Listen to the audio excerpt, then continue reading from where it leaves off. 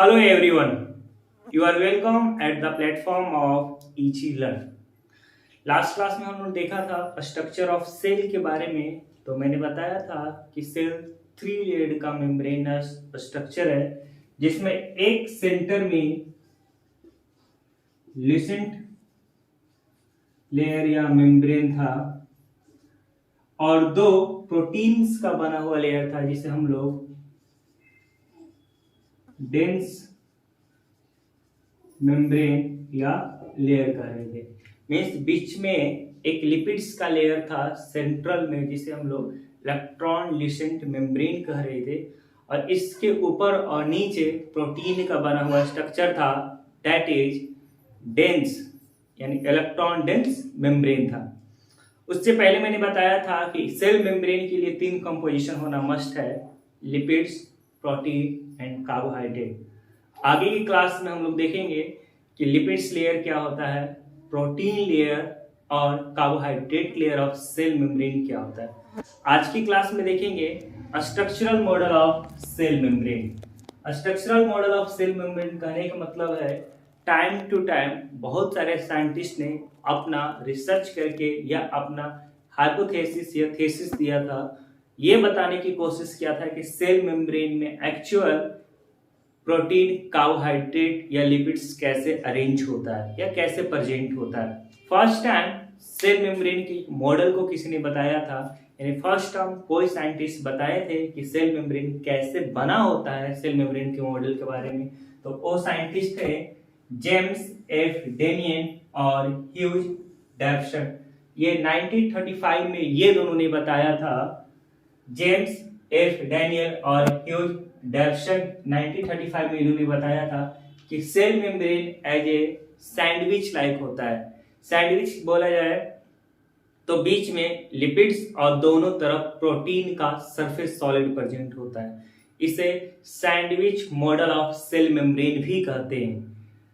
ये दोनों साइंटिस्ट के अकॉर्डिंग इन्होंने बताया था कि बीच में एक लिपिड्स का लेयर होता है और ऊपर और नीचे प्रोटीन का सरफेस होता है, जैसे सैंडविच में होता है। ऊपर और नीचे ब्रेड होती है, बीच में मटेरियल्स होता है, ठीक वैसे ही ऊपर और नीचे सॉलिड प्रोटीन और बीच में फ्लूइड वाले मटेरियल लिपिड्स होता है।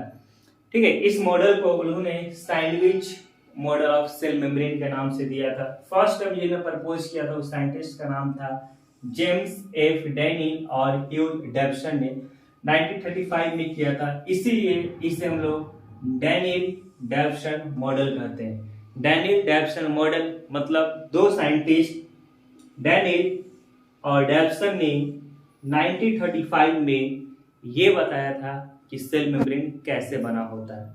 हम लोग देख रहे हैं structure model of cell membrane मतलब सेल मेम्ब्रेन का मॉडल कैसे कैसे क्या बना होता है इसके बारे में। इसके आगे हम लोग देखेंगे लिपिड्स का लेयर, प्रोटीन का लेयर और कार्बोहाइड्रेट का लेयर। फर्स्ट टाइम उन्होंने बताया था कि बीच में लिपिड्स और ऊपर नीचे प्रोटीन का बना हुआ सरफेस होता है, लेयर होता है। काफी सालों तक ये एक्सेप्टेबल था, काफी सालों तक लोगों ने इसे माना कि सेल मेम्ब्रेन ऐसा ही होगा, बीच में लिपिड्स और ऊपर और नीचे प्रोटीन का सरफेस होगा। लेकिन बाद में 1972 में इस मॉडल को रिजेक्ट कर दिया गया।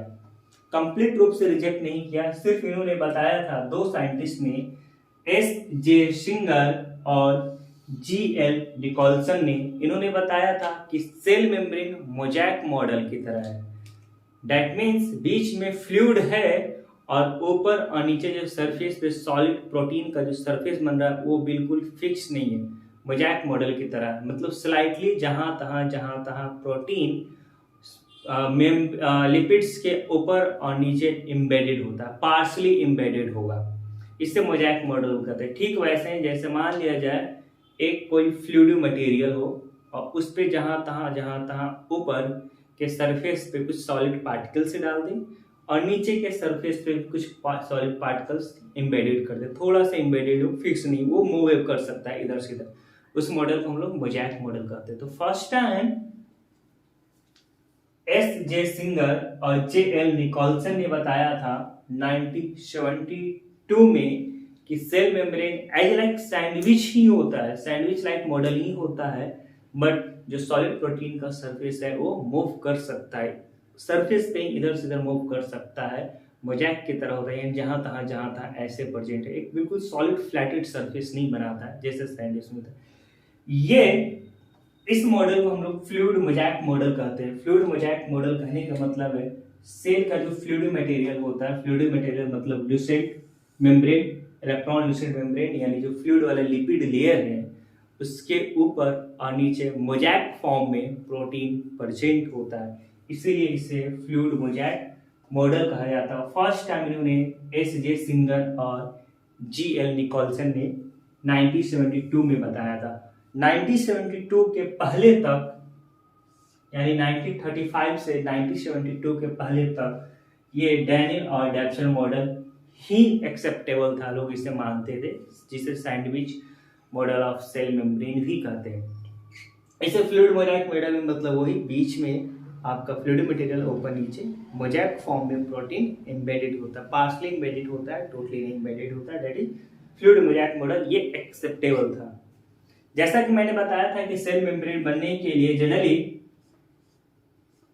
3 इंपॉर्टेंट मटेरियल की जरूरत पड़ेगा सेल मेम्ब्रेन बनने के लिए। First one is lipid, second one is protein and last one is carbohydrates. ये तीनों प्रोटीन, लिपिड्स और कार्बोहाइड्रेट्स सेल मेम्ब्रेन में कैसे लेयर फॉर्म करते हैं, हम लोग एक एक करके तीनों के बारे में इजीली स्टडी करेंगे। तो structural model of cell membrane में ये 2 मॉडल पढ़ते हैं, डैनियल डैप्सन मॉडल और फ्लूइड मोजैक मॉडल। ये काफी दिनों तक एक्सेप्ट किया गया।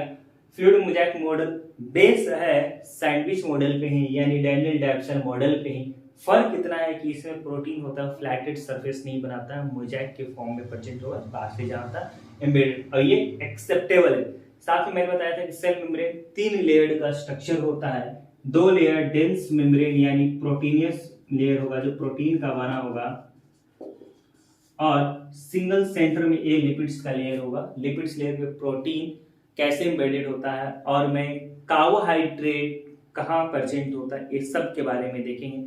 दैट मीन्स हम लोग लिपिड्स के लेयर सेल मेम्ब्रेन में स्टडी करेंगे पहले, फिर प्रोटीन्स का लेयर सेल मेम्ब्रेन में स्टडी करेंगे, फिर कार्बोहाइड्रेट का लेयर सेल मेम्ब्रेन में स्टडी करेंगे, फिर ओवरऑल सेल मेम्ब्रेन का हम लोग फंक्शन देखेंगे।